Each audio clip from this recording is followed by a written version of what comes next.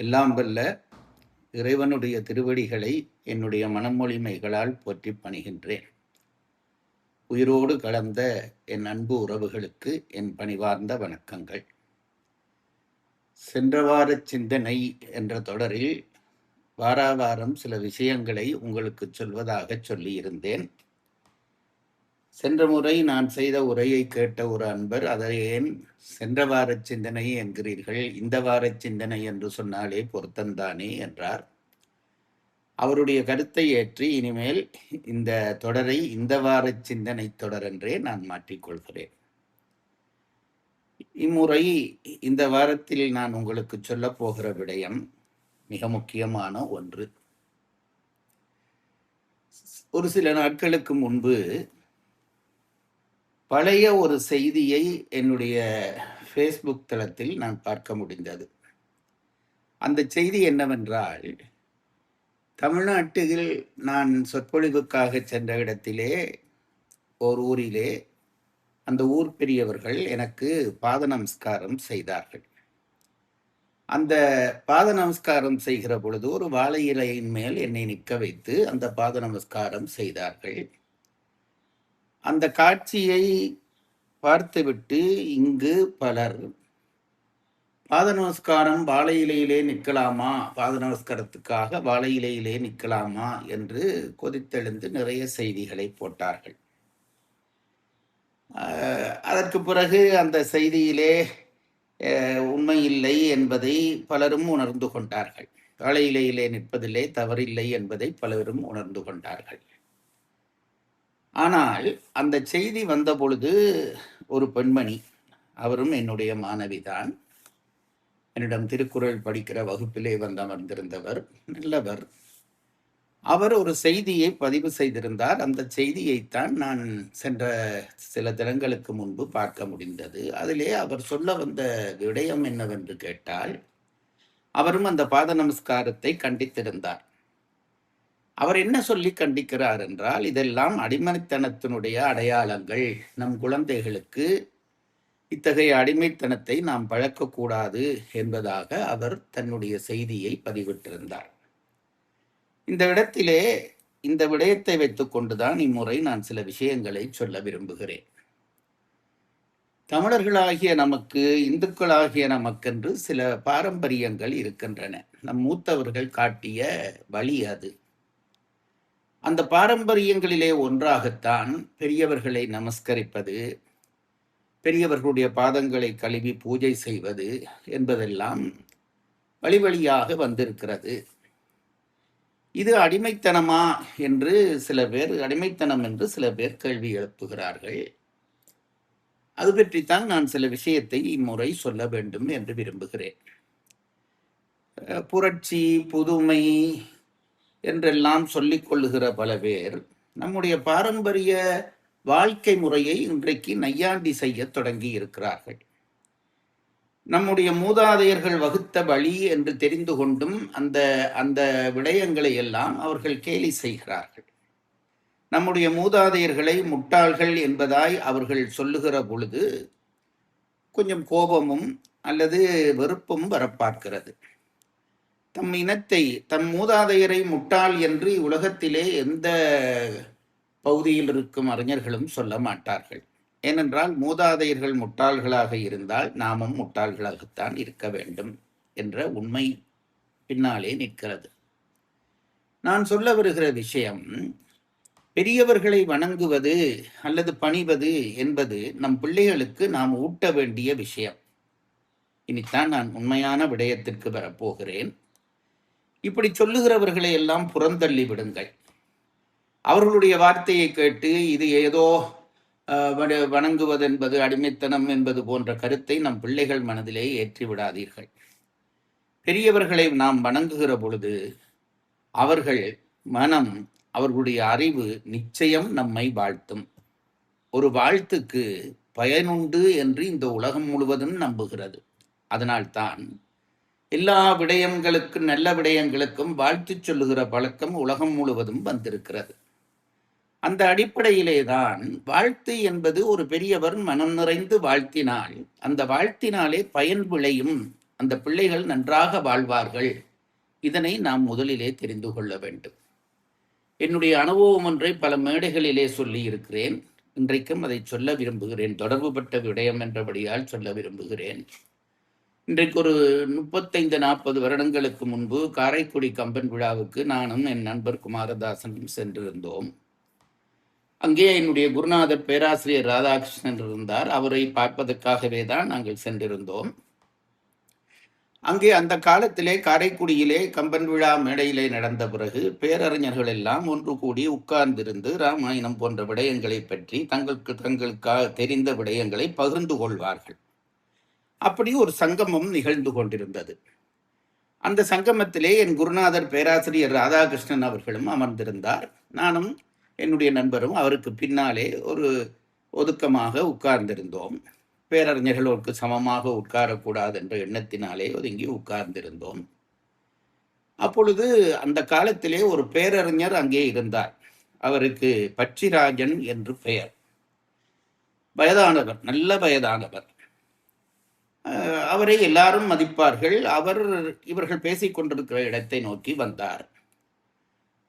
அவர் வருவதை கண்டதும் என்னுடைய குருநாதர் என்னையும் என்னுடைய நண்பரையும் பார்த்து, சார் வர்றாரா, போய் அவரிடம் ஆசி பெறுங்கள் என்று எனக்கு சொன்னார். இதில் என்ன என்றால், அவர் சொல்வதற்கு ஒரு சற்று நேரத்துக்கு முன்புதான் நாங்கள் வெளியிலே இருந்து வருகிற பொழுது அந்த பெரியவரை பார்த்து அவர் காலிலே விழுந்து ஆசீர்வாதம் பெற்றுவிட்டுத்தான் உள்ளே வந்திருந்தோம்.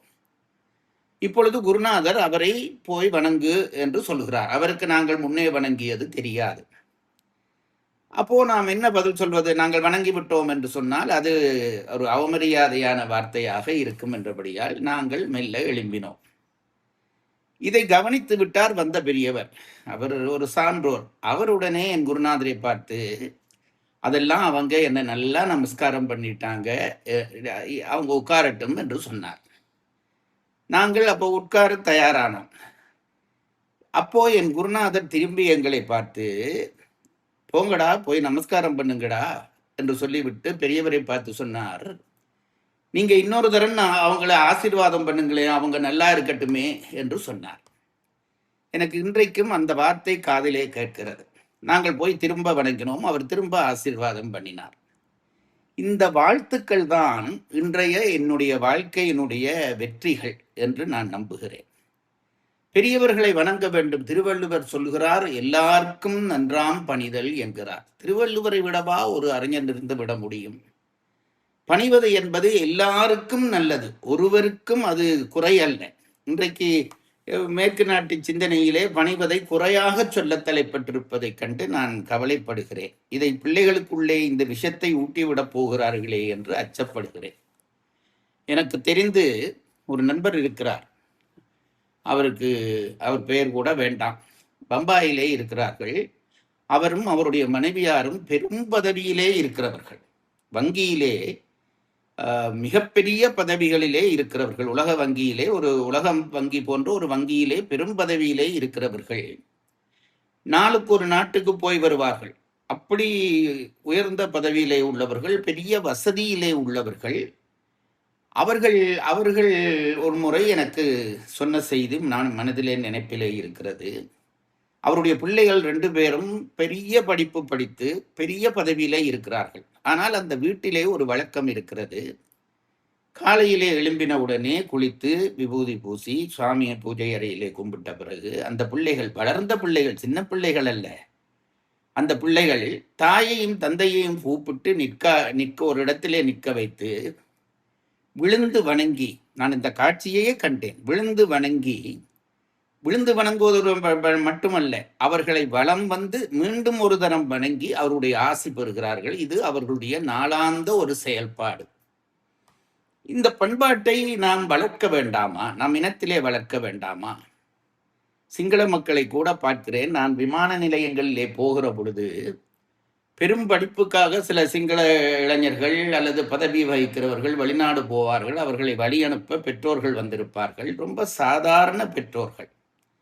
இந்த பிள்ளைகள் பயணம் உள்ளே போகிற பொழுது முழங்காலிலே நின்று அந்த பெற்றோரை விழுந்து வணங்குகிற காட்சியை கண்டு நான் நெகிழ்ந்திருக்கிறேன். இந்த பழக்கம் எங்களிடம் வர குறைந்து கொண்டிருக்கிறது. கற்றவர்கள் என்று சொல்லிக் கொள்ளுகிறவர்கள், புரட்சியாளர் என்று சொல்லிக் கொள்ளுகிறவர்கள் நட்பண்புகளை குறைக்கச் சொல்லுகிறார்கள். அது எல்லா இடத்திலும் இந்த விஷத்தை பரப்ப முற்படுகிறார்கள். நான் உங்களுக்கு சொல்லக்கூடிய ஒன்று, பணிய எவ்வளவு பணிய வேண்டுமோ பணியுங்கள். பணிய பணிய உயரலாம், அதில் சந்தேகம் இல்லை. நான் பெரியவன் என்ற எண்ணம் வந்துவிட்டால் அதற்கு பிறகு வளர்ச்சி இல்லை. நான் பணிய பணியத்தான் நிமிர வேண்டும் நிமிர வேண்டும் என்று நினைந்து நினைந்து நினைந்து நான் உயர்வேன். இந்த பழக்கத்தை பிள்ளைகளுக்கு உண்டாக்குங்கள் என்று நான் பெற்றோர்களை கேட்டுக்கொள்கிறேன், ஆசிரியர்களை கேட்டுக்கொள்கிறேன். இப்போதெல்லாம் ஒரு நாகரிகம் என்று நினைத்து கொண்டு சில பேர் யாராவது வணங்க வந்தால் கூட சீ காலிலே எல்லாம் விடக்கூடாது, அது என்ன பழக்கம் என்று சொல்கிறார்கள். நான் அதற்கு மாறாக சொல்வது, நல்லது, நீ வந்து கும்பிடு, நான் உன்னை வாழ்த்துகிறேன் என்றுதான் நான் சொல்வேன். வீட்டிலே இதை முதல் பழக்கமாக்குங்கள். உங்கள் பிள்ளைகளை நாளாந்தம் உங்களை வணங்கச் செய்யுங்கள். தாய் தந்தை இருவரும் ஒரு இடத்திலே நின்று, நான் முதல் சொன்னது போல, பிள்ளைகள் அவர்களை ஒரு நாளுக்கு ஒரு தரம் வணங்கட்டும். வணங்குவதிலே என்ன குறை வந்துவிடப் போகிறது? பெற்றோர் உள்ளம் நெகிழாதா? என் பிள்ளை என்னை வணங்குகிறதே என்று நெகிழாதா?